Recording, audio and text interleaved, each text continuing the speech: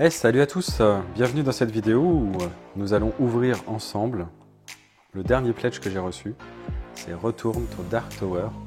Donc là, il y a le jeu de base, l'extension Dark Horde avec les figurines, l'extension Alliance avec 2 personnages supplémentaires et sûrement un peu de gameplay, les sleeves, la pièce et les tokens améliorés. Donc on va commencer par la boîte de base. Alors, j'ai juste ouvert le cellophane des boîtes. Il y avait ça au dos de la boîte. Donc c'est un jeu de 1 à 4 joueurs, ici, pour 90 à 120 minutes, pour 14 ans et plus. Donc c'est un jeu avec application, comme on peut le voir ici. Et la tour, en fait, c'est un élément connecté qui va se mettre au milieu de la table. Et donc, qui va avoir un certain nombre d'actions spécifiques en fonction des événements qui vont se passer. Donc on va regarder ça ensemble sur le contenu et je vous ferai une vidéo de partie quand j'aurai lu les règles et compris un peu le gameplay. Donc à l'intérieur, qu'est-ce qu'on retrouve? Le livre de règles. Ah oui, du coup je vous ai pas dit, mais je vais recevoir également donc, dans un deuxième colis le plateau de jeu en fait en néoprène. Donc je vous le montrerai sûrement dans la partie que je ferai. Donc là on a les composants de jeu, le plateau avec le setup.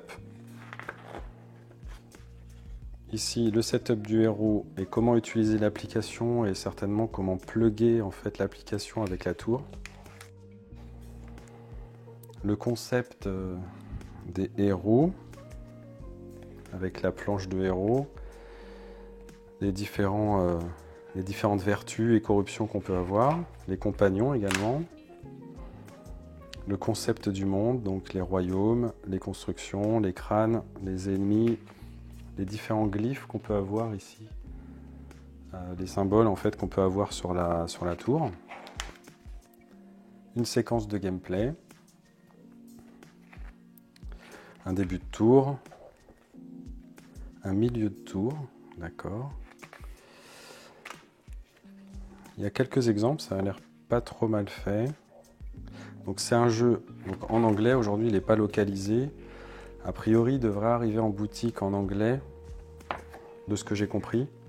Je ne sais pas s'il sera traduit, ça sera l'avenir qui nous le dira. Donc le reinforcement, la fin de tour, l'application, comment gagner le jeu. Le mode compétitif, donc on peut jouer en solo, puisque c'est un 4 joueurs, on peut jouer en coopératif et en compétitif. Et les différents tokens, ok. Un guide de référence. On a une fiche de rangement, donc comment ranger en fait les différents éléments dans la boîte. Le fonctionnement de la tour avec les piles, ok.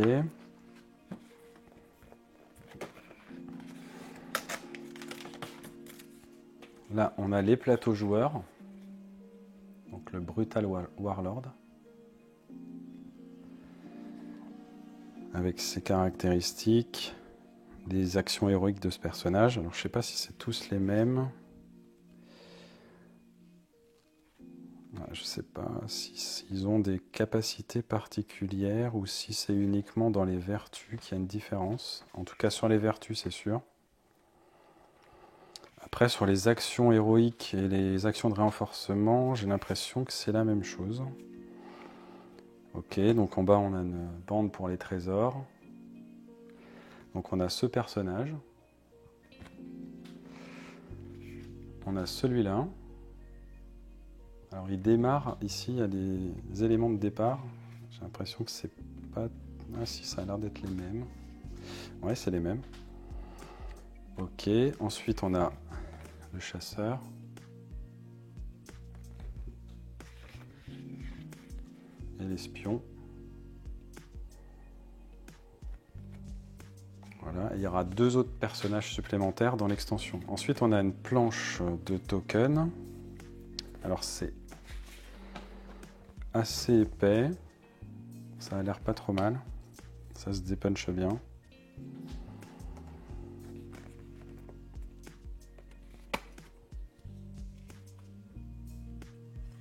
Ouais, ça a l'air pas mal. Hein.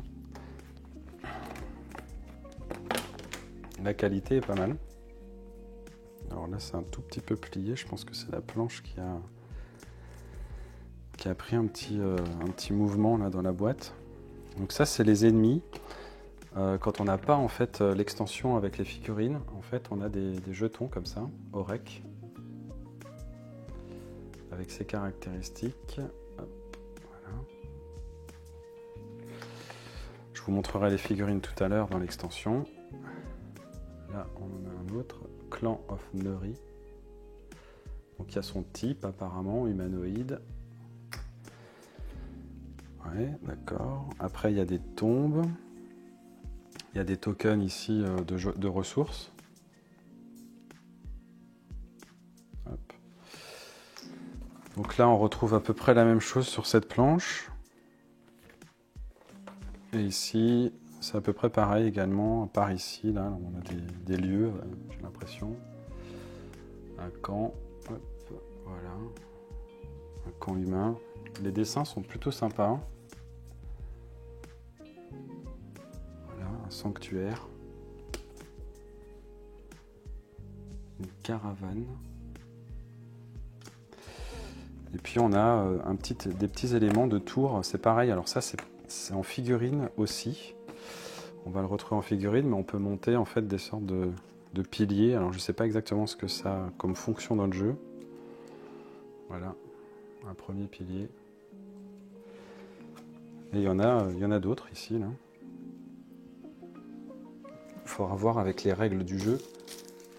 Donc là, on a un rappel sur un carton, comme quoi la plaque de jeu, le board en fait, il est en dessous. Ensuite, ici, on a à l'intérieur des figurines. Je vais vous montrer. Alors, le dé nacré, il est super beau. Je ne sais pas si on voit bien à la caméra. Il est très bien gravé.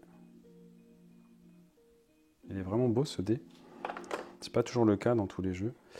Et en fait, on a un effet de sun drop sur les figurines. Donc elles sont déjà passées avec un lavis. Ce qui rend plutôt sympa en fait tout de suite sans avoir besoin de peindre. Donc on a les héros qui sont ici.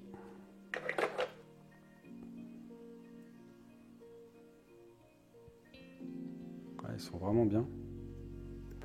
La qualité des figurines est vraiment top.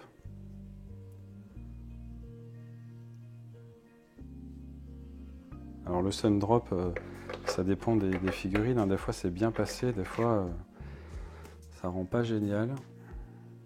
Là c'est plutôt sympa. Ça te donne un petit effet quand même sans avoir besoin de les peindre sur la table de jeu. Et ensuite on a des forteresses, différents niveaux de forteresses. Où on va placer des crânes de corruption dessus, si je me souviens bien.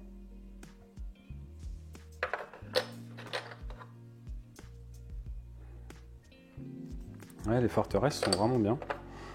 C'est vraiment super beau. Moi, je trouve vraiment que le matériel est très très bonne qualité. Je suis vraiment pas déçu. Et là, on a des petits sachets avec des crânes. Donc, les crânes, c'est pareil, ils sont avec du sun drop. Donc c'est vraiment chouette.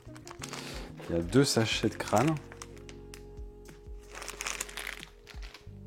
Et des socles de couleurs pour les héros. Voilà. Et on va passer à un des éléments primordiaux du jeu. La tour. Qui est juste magnifique. Regardez la taille de cette tour. Elle ne rentre même pas dans le champ de vision. Donc là, on a des éléments qui peuvent se glisser. À certains endroits, il y a des symboles en fait, qui vont s'allumer en dessous. Et ici, il y a des crânes en fait, qu'on va rentrer à l'intérieur ici. Et au bout d'un certain temps, aléatoirement, l'application va les faire jaillir en fait, de ces différents trous dans les différentes zones en fait, autour du plateau de jeu. Et ça va aller corrompre les différents lieux sur lesquels les crânes vont atterrir. La tour est vraiment... j'ai jamais vu ça dans un jeu de société, honnêtement. Et donc là, après, on a des éléments pour mettre des piles en dessous. Donc j'ai hâte de tester, de voir comment ça donne en fait quand on l'allume. Ensuite, on a des cartes. Donc, je vais vous les montrer rapidement. Alors, on a un premier paquet de cartes.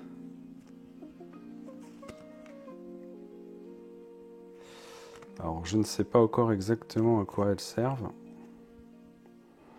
Ça a l'air d'être des personnages, l'artificier, la dryade, différents personnages qui donnent des bonus. Plus 2 d'avantages, par exemple, pour les humanoïdes, avec des compétences, enfin, ou des bonus. Donc ça, c'est la première partie. Ensuite, on a, j'ai l'impression que ça, c'est les ennemis, les fiches d'ennemis, le brigand, l'orec, Spinefiend, Shadow Walls. Ils sont vraiment sympas, les cartes. Elles sont recto verso. Les dessins sont... Enfin, l'ADA est vraiment top. Un dragon. Le titan. C'est la plus grosse figurine, ça on verra tout à l'heure. Et ça, du coup, je ne sais pas ce que c'est. Ça a l'air d'être les boss. Les boss qui sont dans la tour, en fait, qu'il va falloir essayer de détruire. Et ils vont tous avoir un comportement différent. Et ça a l'air d'être des objets, des trésors, c'est ça. Donc là, on a tous les objets.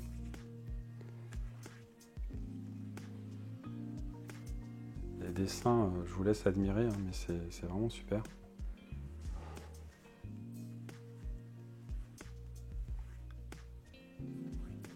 Il y en a pas mal, hein, finalement. Ça, c'est chouette. Hop. Ensuite, on a 2 petits paquets de cartes. Des équipements, voilà. Pour le coup, là, c'est bien écrit dessus. Donc, les autres, c'est des trésors. Ça, c'est des équipements. Donc, plus 1 en magie. La base de mouvement est augmentée de 1. Là, on a encore d'autres avantages. À chaque fois, en fait, on va retrouver des avantages sur les cartes. Très bien. L'épée longue. Les reliques.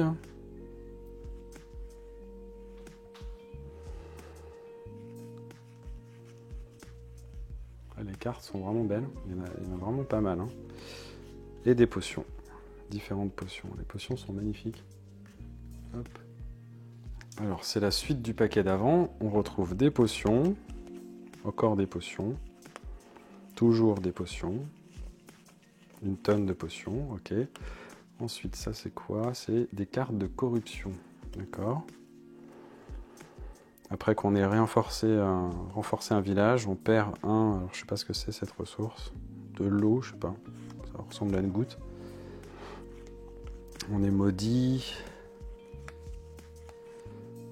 Faible. Perdu, suspicieux. Ok, donc ça, ces cartes-là, Protect, Radiant Castle, c'est des tests de valeur, d'accord. Alors je sais pas à quoi ça sert, il y a une orientation nord-est, sud, c'est peut-être pour retrouver le secteur plus facilement, ouest, d'accord. Ok, ça on verra dans le gameplay, du coup. Et tout au fond, on a le plateau de jeu, on va ouvrir ça ensemble, tac. Alors, à quoi ça ressemble?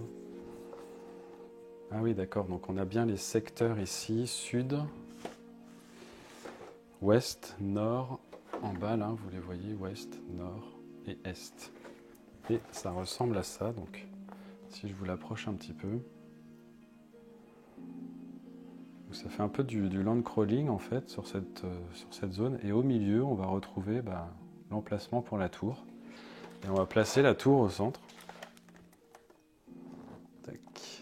Et voilà, donc en fait on va avoir ici les ouvertures sur chacune des zones séparées par une rivière. Et donc on va chacun jouer en fait un secteur. Alors en solo, je ne sais pas trop comment ça se passe. Il faudra que je regarde si on contrôle un secteur ou plusieurs. En tout cas, le plateau comme ça, ça fait vraiment... ça change en fait des jeux que j'ai l'habitude de faire.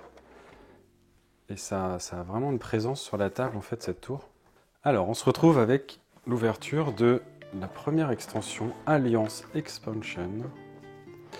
Alors, à l'intérieur, on a un livret qui nous montre les composants de jeu. Donc, on a des drapeaux de guilde, des planches de guilde. Donc, ça ajoute du gameplay, 2 héros, un school bag avec différentes couleurs de crâne. Ici, on a le game setup. Donc, du coup, ces plateaux-là viennent se mettre sur chacun des points cardinaux. Overview, héros, influence, ok. Power School. Donc là, on va avoir des crânes de différentes couleurs qui vont avoir d'autres effets que les blancs. Par exemple, le vert, il va faire perdre un item. Le violet, un d'influence. Le rouge, des warriors, des guerriers. Et le bleu, un d'esprit. D'accord. Ensuite, on a les guildes, fonctionnement des guildes, les compagnons, les quêtes de guildes, des planches également avec des résumés. Alors ça, on retrouve ça sur les plateaux de joueurs. Je ne sais pas si ça vient le modifier. Il faudra voir. On en a 4, donc je pense que c'est pour les 4 joueurs. Hein, ça va venir peut-être modifier le plateau. Je crois qu'il y a des plateaux de joueurs. On va regarder ça. A priori, j'ai l'impression qu'on retrouve en fait ces actions-là ici. Et donc il y a une action supplémentaire qui est l'influence. Je me demande si ça vient pas se mettre ici pour préciser l'action supplémentaire. Alors là, c'est des suppositions, hein, je ne sais pas, il faudra que je lise les règles. On a une sorte de gros jeton en forme de cercle. Une autre tour. Un pilier, je ne sais pas ce que c'est exactement. Ici, on a des forteresses, j'ai l'impression. D'autres types de jetons. Alors, ça doit être des jetons d'influence, a priori. Donc là, on a les grandes planches de guilde. La guilde des druides. La guilde des scouts. Et ici, 2 autres guildes. La guilde des voleurs et les autres paladins. On retrouve 2 nouveaux personnages.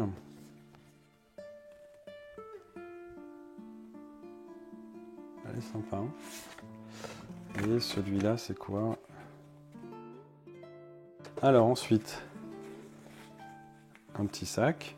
Alors le sac est pas mal, on arrive facilement à passer la main dedans. Donc là, il y a un espace de rangement, ça c'est plutôt cool. Ils ont vraiment prévu tout ce qu'il faut. Ensuite, on a les personnages, donc les figurines. Je vais vous montrer les figurines des personnages supplémentaires. Toujours en Sundrop.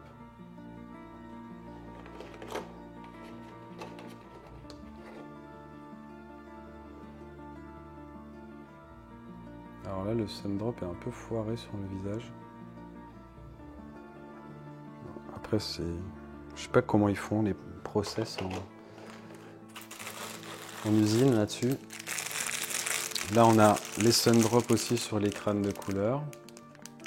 Alors ça ressort plus ou moins en fonction des couleurs. Mais bon, c'est pas...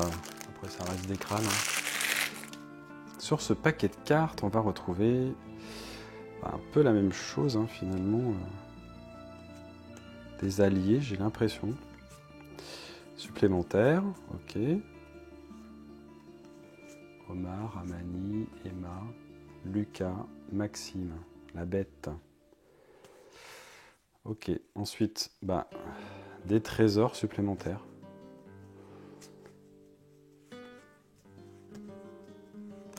Ça, je pense qu'on est assez content quand on arrive à avoir ce type de trésor. Je pense que ça doit être des récompenses de quête, peut-être. Ou,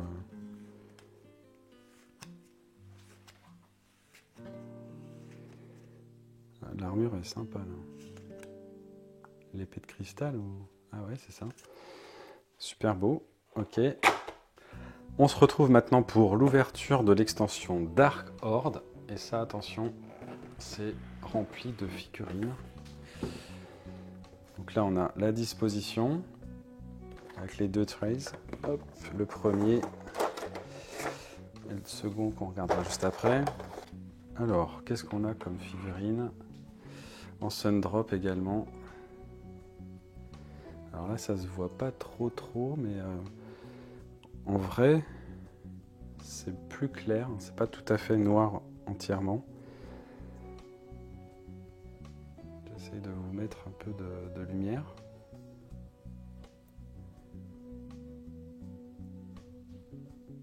Comme monstre, on a ça.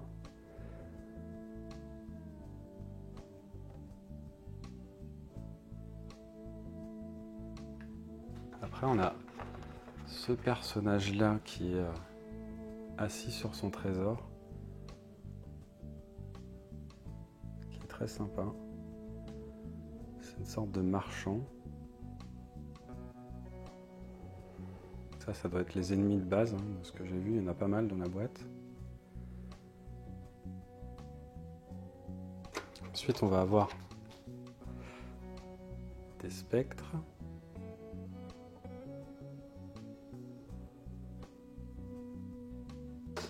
Là, des squelettes.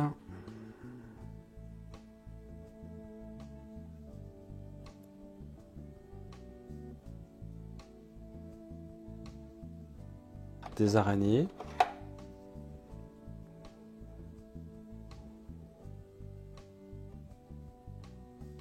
Des sortes de démons, des bêtes là. Ah, les figurines sont vraiment chouettes. Là, on a des loups. Donc là, on a les sortes de tours qu'on a finalement en carton. Bah là, on les a en figurine. Donc ça, c'est plutôt chouette. Ça me fait penser un peu à Tenting Grail, cette partie-là avec les menhirs.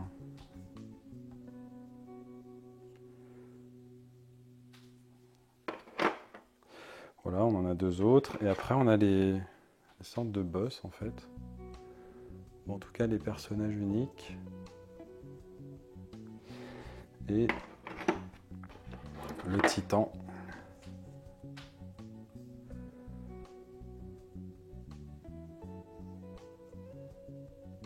Un démon.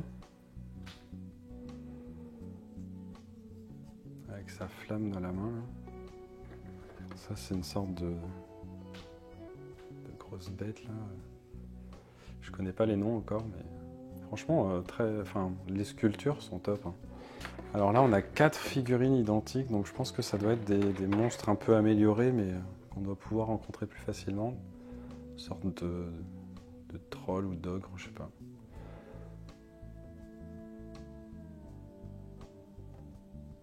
Là, on a une sorte de déchet de squelette recomposé. Un serpent à 3 têtes. 2 dragons, alors identiques. Très sympa la figue.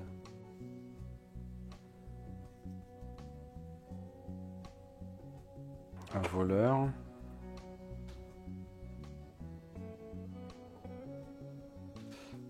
Ça, c'est une sorte de fantôme barbu, avec ses chaînes et ses petites mains. Là. On a un mage.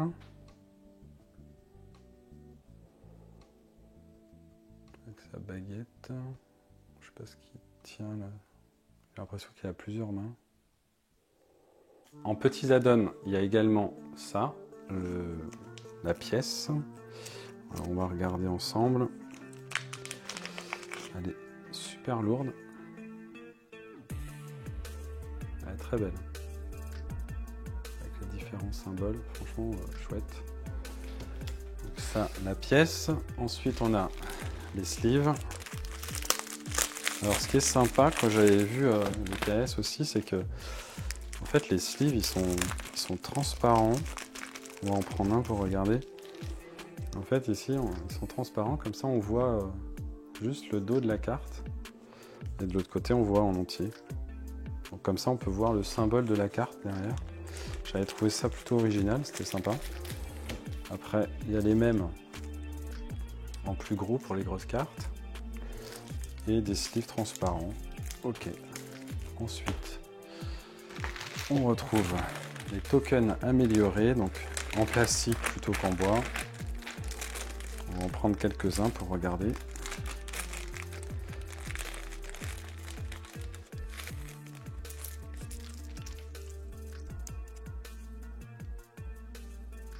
Ah, ils sont très beaux.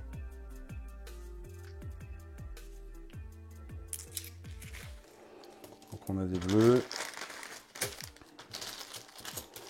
On en a pour vraiment tous les tokens finalement. Ils sont vraiment chouettes. Voilà, je vous remercie d'avoir regardé cette vidéo. J'espère que ça vous a donné un bon aperçu du matériel. Très honnêtement, la tour, je pense que là, du coup, dès que j'ai fini, je vais mettre des piles et l'allumer pour voir ce que ça donne. J'ai très envie de voir avec l'application et je vous ferai une vidéo dès que je pourrai. C'est vrai qu'en ce moment, je suis assez pris. Mais je vous promets, dès que je peux, je vous fais une vidéo avec quelques tours de jeu, des phases de donjon, des phases de quête. En tout cas, je vous dis à très vite pour une prochaine vidéo. Ciao, ciao!